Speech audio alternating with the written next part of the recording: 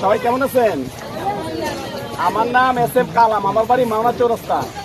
আগামী পৌর নির্বাচনে আমি মেয়র পদে প্রতিযোগিতা করার সিদ্ধান্ত নিয়েছি। আমি আপনাদের দোয়া চাই, সহযোগিতা ইনশাআল্লাহ। এস এম আবুল কালাম আজাদ, আহ্বায়ক, গাজীপুর জেলা কৃষক দল। আবুল কালামের জন্ম শ্রীপুর পৌরসভা ৮ নং ওয়ার্ডের এক সম্ভ্রান্ত মুসলিম পরিবারে। জাতীয়তাবাদী দল বিএনপিতে তার রাজনৈতিক যাত্রা শুরু। মাওনা চৌরাস্তা অর্থবিত্তের একজন প্রভাবশালী মানুষ।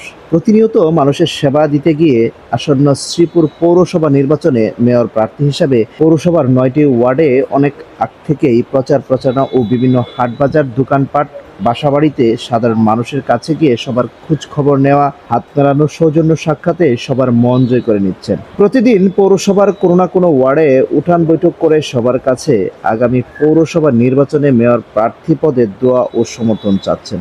সাধারণ মানুষও আবুল কালামের উদার্ত ব্যবহারে মুগ্ধ হয়ে আগাম সমর্থন দিচ্ছেন। বিভিন্ন ভাতা আমাদের এই মানুষ পাই না, এ পর্যন্ত মনে হয় না পাইছে।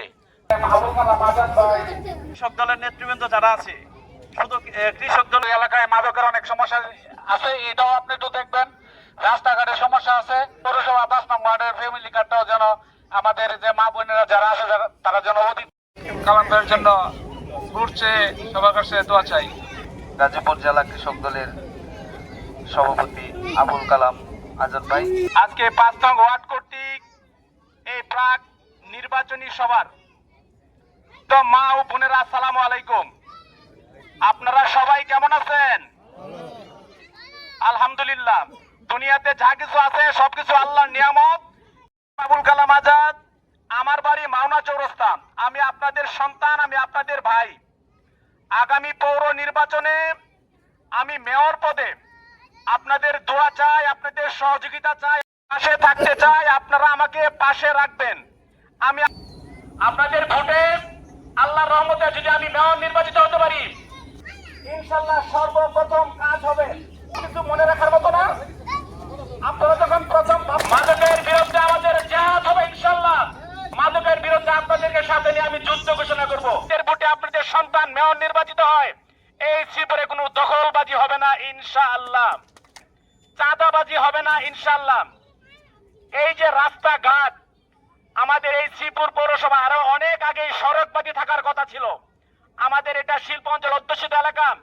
আমার মা বোনেরা রাত 10টায়, 12টায়, 1টা, 2টায় ডিউটি শেষ করে বাসায় ফিরে অন্ধকারে আমার মা বোনেরা ভয়ে আতঙ্কে থাকে।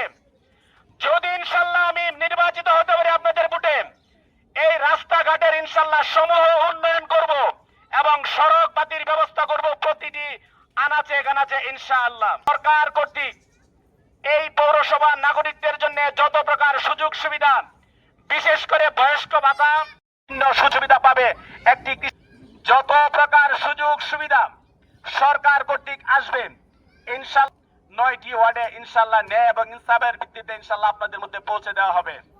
পৌরসভা কর্তৃক যত ধরনের নাগরিক সুবিধা, বিশেষ করে আমরা যখনই একটা জন্ম নিবন্ধন করতে যাই, এই জন্ম নিবন্ধন ঠিক করতে করতে অনেকের জুতার তলি ক্ষয় হয়ে গেছে।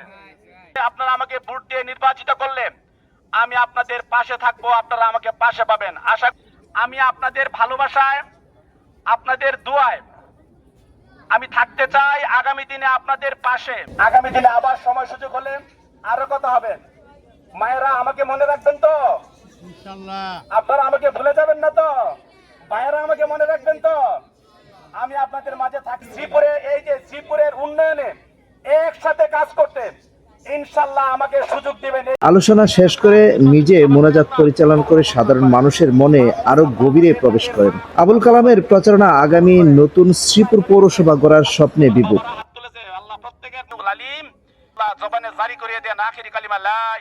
এস এম আবুল কালাম আজাদ বলেন, সুন্দর বাসযোগ্য মাওনা এবং একটি বাসযোগ্য পৌরসভা হিসেবে গড়ে তুলতে চাই ইনশাআল্লাহ।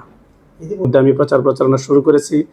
আলহামদুলিল্লাহ, বিভিন্ন জায়গায় মানুষ যেভাবে সাড়া দিচ্ছে, ইনশাআল্লাহ আমি আশাবাদী এই অবস্থা থাকলে ইনশাআল্লাহ আমি মানুষের জন্য কাজ করতে চাই। মানুষ আমাকে খুব ভালোভাবেই গ্রহণ করে নিচ্ছে এবং পৌরবাসীর কাছে আমার একটাই অনুরোধ, আমি আপনাদের পাশে থাকতে চাই। আপনারা আমাকে পাশে রাখবেন, আমাকে পাশে পাবেন ইনশাআল্লাহ।